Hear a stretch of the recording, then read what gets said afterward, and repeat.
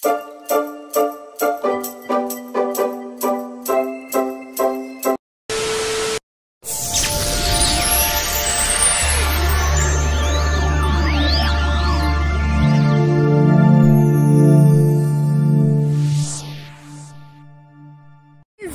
Back to my channel आमी सायनी। तो आबार चले एलाम तोमादेर काछे नतून एकटा ब्लग निये। तो आमी आजके देखतेई पाচ্ছো रास्तार मध्य आछि।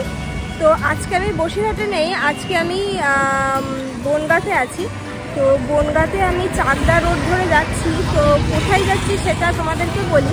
তো আজকে আমি যাচ্ছি বিভূতিভূষণ বন্দ্যোপাধ্যায়ের বাড়িতে। ওই জায়গাটা তোমাদেরকে দেখাবো, জায়গাটা তোমাদের সাথে শেয়ার করব। জায়গাটা আমি শুনেছি খুব সুন্দর। তো বনগাঁতে এসছি, তো জায়গাটা তোমাদের সাথে শেয়ার করব। তোমরা এভাবেই আমার সাথে থাকো আর পুরো ব্লগটা স্কিপ না করে দেখতে থাকো আমি কোথায় যাচ্ছি। তো চলো তাহলে আমার সাথে এভাবেই চলো আর আমার ব্লগে এইভাবেই দেখতে থাকো।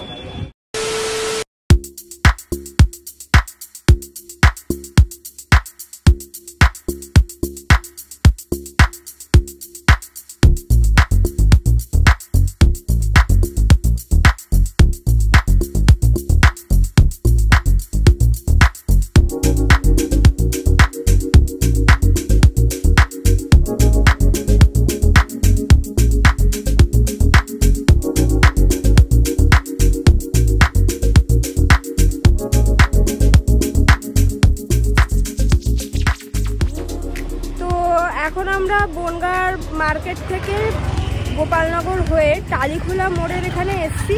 এখান থেকে তোমরা যে কোনো টোটো কিংবা অটো পেয়ে যাবে। বিভূতিভূষণের বাড়ি বললে তোমাদেরকে যে কেউ নিয়ে যাবে। তো চলো আমি রাস্তাটা দেখিয়ে দিচ্ছি, তোমরা এইভাবেই যাবে।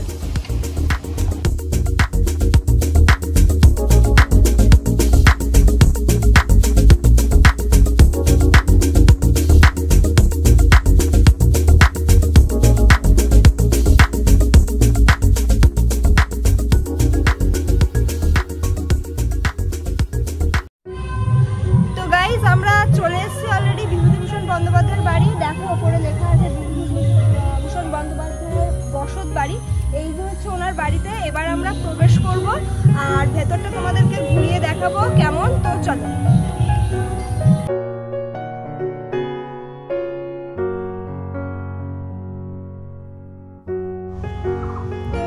তোমরা দেখতেই পাচ্ছ আমি বিভূতিভূষণ বন্দ্যোপাধ্যায়ের বাড়িতে রয়েছি এখন। এটাই ওনার বসত বাড়ি। উনি ওনার শৈশবকাল থেকে মৃত্যুর আগ পর্যন্ত এই বাড়িটাতেই ছিলেন। তো বিভূতিভূষণ বন্দ্যোপাধ্যায় এই যে একটা মূর্তি এখানে করা রয়েছে, আর এটা ওনার দ্বিতীয় পক্ষের যে ওয়াইফ ছিলেন তার মূর্তি এখানে করা রয়েছে। এটা পরেই করা হয়েছে। ওনার দ্বিতীয় পক্ষের স্ত্রীর নাম দেখো এখানে লেখা রয়েছে রমা কল্যাণী বন্দ্যোপাধ্যায়। আর বিভূতিভূষণ বন্দ্যোপাধ্যায়ের মূর্তিটা এই সাইডে করা রয়েছে। তো বিভূতিভূষণ বন্দ্যোপাধ্যায় 1898 খ্রিস্টাব্দে জন্মগ্রহণ করেছিলেন। তো উনি ওনার মামার বাড়িতেই থাকতেন। তারপরে এখানে এসে উনি ওনার শৈশবকাল কাটিয়েছেন এবং মৃত্যুর আগ পর্যন্ত এই জায়গাতেই ছিলেন। তো বিভূতিভূষণ বন্দ্যোপাধ্যায় যেসব উপন্যাসগুলো লিখেছেন, অপরাজিত, পথের পাঁচালী, ইছামতি, তারপর আরণ্যক, এগুলো কিন্তু উনি এখানেই লিখেছেন। তো পাশেই সুন্দর ইছামতি নদী বয়ে গেছে। তো এই বিভূতিভূষণ বন্দ্যোপাধ্যায়ের নামে একটি ইছামতি ব্রিজও এখানে আছে। তো সেখানেও তোমাদেরকে নিয়ে যাব আর তোমাদেরকে কিছু সিনেমেটিক শট দিয়ে পুরো জায়গাটা ঘুরিয়ে দেখাচ্ছি। তোমরা এভাবেই আমার ভিডিওটা দেখতে থাকো আর আমার সাথে থাকো।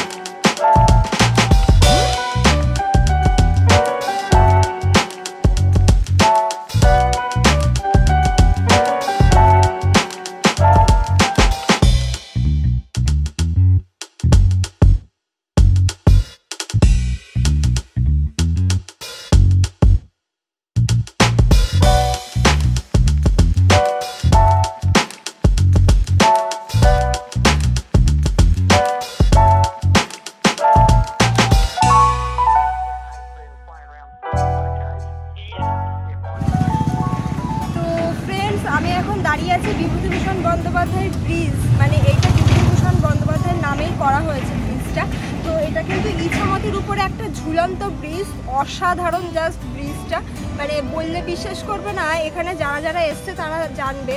ব্রিজটা সত্যি খুব সুন্দর, দেখো কত সুন্দর। আর নিচে কিন্তু ইছামতি নদী, আর পাশেই আছে বিভূতিভূষণ পার্ক, তো সেটাও তোমাদেরকে দেখাবো। পার্কে যদিও মানে কি বলবো, ঢুকতে দেবে কিনা জানি না, মনে হয় না ঢুকতে দেবে, তো বাইরে থেকে যদি মানে তোমাদেরকে দেখাতে হয় তো সেটাই করতে হবে, তাছাড়া কিছু করার নেই।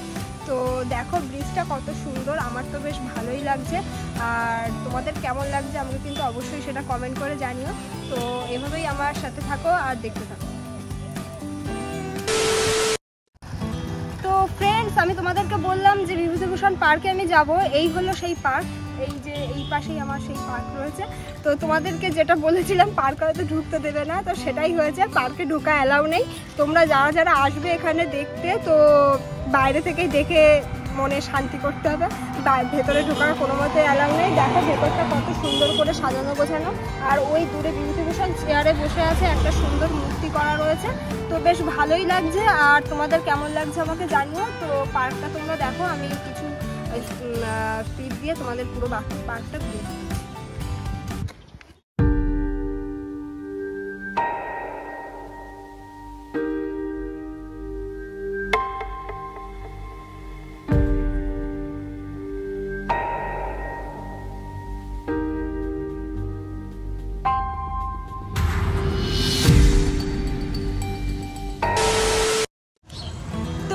পার্কটা তোমাদের কেমন লেগেছে অবশ্যই কিন্তু সেটা আমাকে জানিও। আর আমার ভিডিওটা যদি তোমাদের ভালো লেগে থাকে অবশ্যই কিন্তু লাইক করে দিও। আর আমার চ্যানেলের ভিডিওগুলো যদি তোমাদের ভালো লেগে থাকে অবশ্যই চ্যানেলটা সাবস্ক্রাইব করে দিও। সাবস্ক্রাইবের পাশে বেল আইকনটি কিন্তু অবশ্যই ক্লিক করতে ভুলো না পরবর্তী ভিডিও নোটিফিকেশান পেতে। তো আমি বনগাঁয়ে এসেছি, বনগাঁয়ে এসে আমি আবারও তোমাদেরকে লোকেশানটা বলে দিচ্ছি। বনগাঁয়ে এসে তোমরা গোপালনগর হয়ে কোন কী জায়গাটা টালিখোলায় এসে তোমরা ওখানে যে কোনো অটো কিংবা টোটো পেয়ে যাবে। বিভূতিভূষণের বাড়ি বললে যে কেউ দেখিয়ে দেবে তোমাদেরকে, তোমাদের আসতে এখানে কোনো সমস্যা হবে না। তোমরা একদিনের জন্য এই জায়গাটা ভিজিট করতেই পারো, জায়গাটা সত্যি খুব সুন্দর। তো আজকের ব্লগটা আমি এখানে স্টপ করে দেবো, আর বেশিক্ষণ এখানে থাকবো না, এবার বাড়ির দিকে যাব। তো চলো আজকের ব্লগটা এখানে স্টপ করছি, আজকের মতো টাটা।